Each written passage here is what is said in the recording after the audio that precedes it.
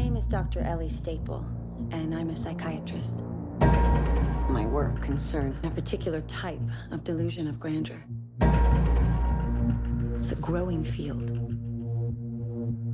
I specialize in those individuals who believe they are superheroes.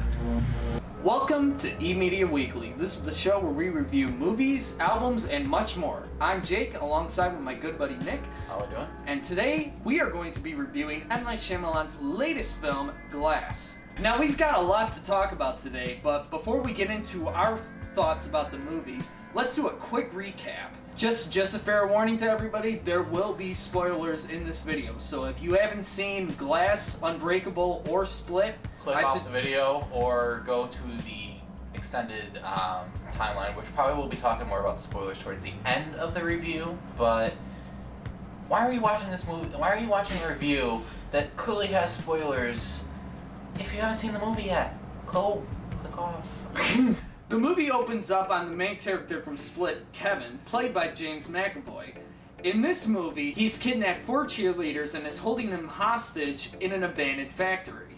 So after we go open up from Kevin, we go straight into David Dunn's character, which he is played by Bruce Willis, and we go into his own security store that he owns and is run by his son as well. And they're trying to solve the case on where the missing girls are. And one day when David is walking down the street, he accidentally bumps into Kevin.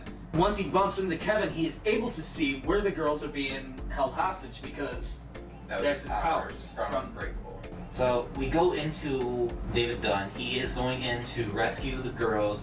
He grabs a crowbar, frees them of their pipe, and he gets into it with the Beast. The police arrest the two, and they are taken to Ravenhill Memorial Psychiatric Hospital. Now let's jump into the character Casey from Split. Casey is no longer living with her abusive uncle. Now she is living in a new foster home. So we go from her talking to the principal, it cuts to her on the bus, and her going right away to the hospital to go see Kevin. When Casey and Kevin are talking, she now has the power by any sort of, I guess you could say, love, I guess you want to call it? Like any sort of physical love, like a hug Affection. Affection, yes, thank you. Any sort of affection they have can now bring Kevin back to the light because the Beast found she was pure. The Dr. Ellie talks to Casey about what just happened, and she admits to Casey that she is so shocked that the simplest form of affection was able to stabilize Kevin and bring him into the light, and not through one of his multiple personalities. She requests Casey to help her with this case, but Casey denies by just saying nothing and walking away.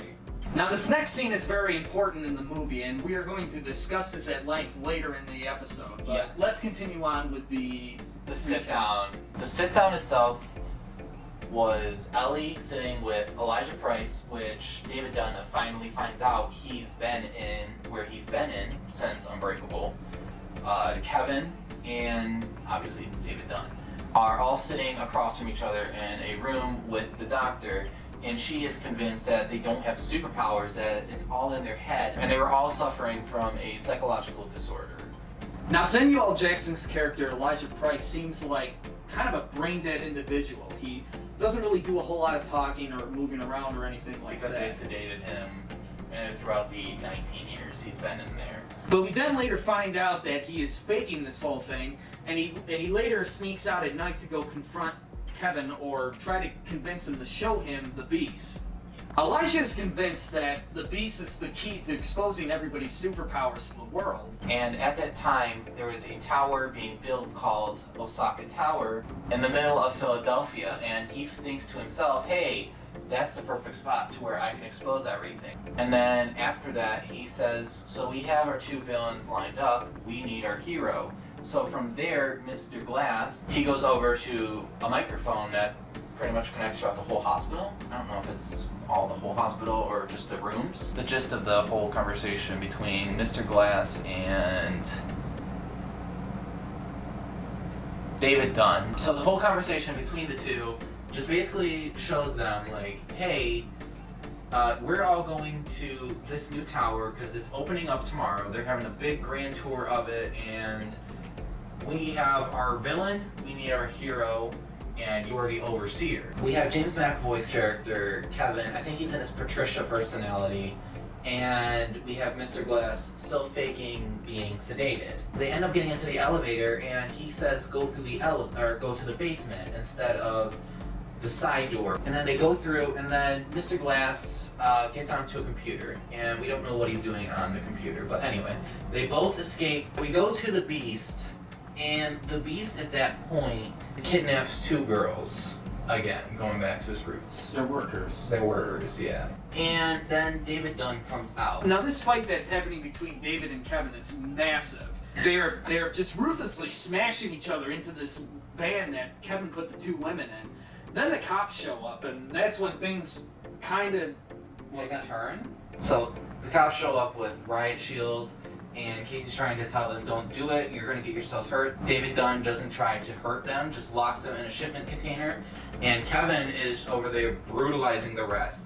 And I believe one of them ends up getting their, throat or something ripped off. Kevin goes over to Mr. Glass, and Mr. Glass tells him, hey, there's a big water tank over there. Go throw David into there. But that's when things take another turn, when David's son butts in and tries to convince the Beast that the whole reason why Kevin's father was missing was because he died on the train wreck that happened in the beginning of Unbreakable. This angers Kevin, and he decides to turn his anger on Mr. Glass. Yes. And Mr. Glass suffers from brittle bone disease. Kevin goes over and presses his arm really roughly on Mr. Glass's shoulder, and you hear the bone crack. He punches Mr. Glass in the chest. He fell out of his wheelchair. I think he broke both his knees on the way down, and he's just laying there on his back. The Beast throws David Dunn into the water tank, and with the last of his strength, he starts punching out the hole so he can escape.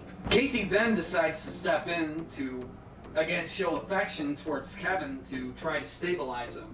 Casey doesn't want to see Kevin kill or hurt anyone else, so to try to stabilize him again, she goes over to show him affection. But touching him on the arm isn't doing him any good, so to take matters a bit further, she hugs him and says his full name, which eventually calms him down enough to the point where he comes back into the light.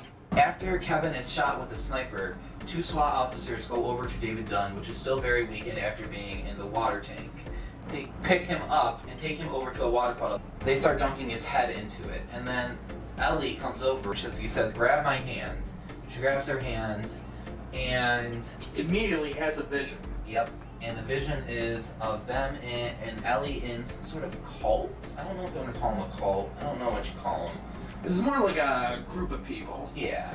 We then later find out that this group of people that Ellie is related to is working together to try to stop these potential heroes from revealing their powers to the world. And basically, the gist of everything is all 3 die. For lack of a better term, they all 3 of them die. We go back to Ellie and the group of people, and she says, hey, we succeeded here in Philadelphia. Why don't we spread this around the world and spread awareness of this and keep it as contained as possible? Mr. Glass's big plan at the end of the film was finally revealed. So why he went down to the basement because he wanted to be seen by as many people as he can, and everything that they deleted from the hospital that they did not want the world to see, he uploaded and sent to his mother. Joseph, Casey, Mr. Glass's mother, they all go to the new Osaka Tower and they drop everything. They drop the video that was uploaded and they drop it to the world. And it's covered on the news, it's covered by everyone in the building, and that's how the movie ends. What do we call you, sir? First name, Mr. Last name, Glass. So now that we've done a quick recap of the movie, let's dive into further detail, and we're going to give you guys our more honest opinions about this movie. I want to start out with the big scene, the one that I was mentioning that we're going to get into more with details later, with the whole sit-down between the 3. To me, that felt like the best scene of the movie, hands down. I would have to agree with that. The color of the walls in the room was pink, and I think the pink really did a nice kind of contrast with the characters and helped them stand out more. Yes. To us, because you know, all the walls and I think even the floors were pink, and it, you know, everything just kind of blended together. So the three main individuals in this movie clearly stood out more. Yeah. And they deserve to stand out more because they're the main characters. Well, Right. the three main characters with superpowers, at least. Yeah. Something interesting, I really did appreciate the fact that she tried to, I guess you could say, retcon all their powers. She tried to explain every last one of their powers, which was amazing. It started out with Kevin, and she says, your powers can be explained because normal humans can do what you say the Beast can do. You said you opened up iron bars. At that point, she explains, like, oh, I could open up those bars. Those bars are very old. They're from the 1800s, I think she mentioned.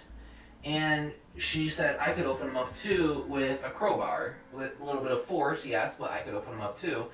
Then she went over and talked about David, and she says, oh, all your powers you say you have, like, you bump into someone and you have a vision. She explained that when David bumped into Kevin, it was pure coincidence. That he connected some dots, saying, "Oh, look at this guy. He's being weird. So I'm gonna assume that basically what this vision I had was he's the guy that we've been looking for, the Horde." They went on to say the girls, and she went on to explain, look at this guy's pants. There is clearly a red clay stain on there from the red clay in the factory. Yes. I love when Shyamalan does nice sit-down scenes like this. He nails them perfectly. I'd also like to point out one of my favorite parts of that scene. There's a part when this whole conversation's going on. Elijah's just sitting in his wheelchair. He's pretending to be sedated, obviously, and he's got his head leaning towards the right like this. And when the camera shoots back at Ellie, the doctor, the camera is also tilted in that same direction. Really? Yes. I didn't notice that. I'm surprised that there was several different parts in that movie where we got the first person view of Elijah. Yeah, and that was fantastic. Which I'm not really sure why M. Night Shyamalan put that in the movie. There was three, four different first person view scenes. Yeah, there's nothing wrong with that. No, nothing. Pay attention to detail. No, nothing wrong with that at all. But I think it really added to the whole persona of the character, I guess. Yeah. There was another scene in there I wanted to talk about. Where do they go from here after the ending of the movie? Overall, after the three characters died, everything that transpired, the big twist, not the dance move. What the twist? the Shyamalan twist at the end had my head freaking rolling. I couldn't. I guess you could say I had a case of Shyamalan-itis. When the twist is so strong, it messes your head up completely, and it's like, wow, okay, that was good. Wow, it hit you that hard, huh? Yeah, it was a fantastic twist. I'll be honest with you. You know, towards the end of that movie, when everything just come crashing down at the end, I was on my seat, and I'll admit my jaw was on the floor though. Yeah. But... Overall, the movie was fantastic. I want to address some, I guess you could say, negatives. One big one, I kind of was annoyed by this, was the movie's called Glass. Yet they didn't have Mr. Glass front and center throughout majority of the movie. He didn't really start doing character work until halfway point of the movie, after the big sit down, which was kind of disappointing. Because I would have loved to see how they all reacted with his intelligence and those two kind of, I guess you could say, being subdued. I would have loved to see the three characters mesh together in that scene, but I guess you could say that's a missed opportunity. Well, you gotta also remember, you know, Elijah's playing dumb to fool all these doctors and stuff. To think that they've got him under their control, and you know, if he just started coming out during that meeting there, and he just started, talking about, himself and everything. Yeah. That would kind of, give some things away, and I think the doctors would have been more prepared to stop him then. Yeah, true. I don't have anything negative to say about this movie. I thought it was great. Yeah. So why don't we rate this movie? we're each gonna rate it out of 5. So altogether, it's gonna be out of 10. Yeah. So what do you rate this movie? After giving it a day of thought and really kind of letting everything ponder, all my thoughts ponder in the movie and whatnot, I'm gonna give it a 3.5 out of 5. Everything was fantastic. That, to me, it feels like the whole glass thing. If you're gonna call it glass, you gotta. I feel like for a title thing like that, you gotta have the character up front and center. Like if they were to call this movie Split 2, nobody would really know the difference per se. But that's just me. Like, it felt like Split 2, which I understand why they were doing it, because Split was obviously front and center from 2017. Unbreakable was back all the way back in 2000. So I understand why they did it. So my personal opinions, I thought this was a fantastic movie. I thought it was a great conclusion to these two movies, or so we think it's a conclusion. I personally think Shyamalan's probably going to come back with new characters, and the story's going to continue on. But, Yeah. But only time will tell, really, if we're going to get another movie that's related to this storyline of Shyamalan's. We'll see. But honestly, I just thought this was a great thriller / superhero / action movie, whatever you want to call it. Yeah. There was the right amount of action to it, and there was the right amount of suspense, and I love it. I absolutely, and character builds too. Yes. Another thing I loved about this movie was the amount of suspense that was in it, and just that huge twist at the end, which M. Night Shyamalan is honestly probably the master of putting twists at the end of movies. So. Master of Puppets. Therefore, I am rating this movie a 4 out of 5, which is going to bring our overall rating of this movie to a 7.5 out of 10. And we really highly recommend you go see this. If you are a big M. Night Shyamalan fan, this is definitely worth the watch. Don't buy into the negative reviews online. Seriously, go see this movie. Yes. And that's going to do it here for us at E-Media Weekly for our very first movie review. We would like to thank you guys so much for watching this, and if you like what you see, make sure you give us a thumbs up and click that subscribe button too so you can stay up to date with all of our videos. We are going to be uploading new videos every Monday, Wednesday, and Friday, so make sure you also click that little bell so you get notifications every time we upload a new video. Thank y'all for watching. Next week we will be covering Spider-Man Into the Spider-Verse and everything going on with that movie. See ya! Alright, thank you all for watching. We'll see you next week. At the beginning of this movie, he's kidnapped 4 cheerleaders. Cheerleaders. Wait a minute. And after he revealed, That's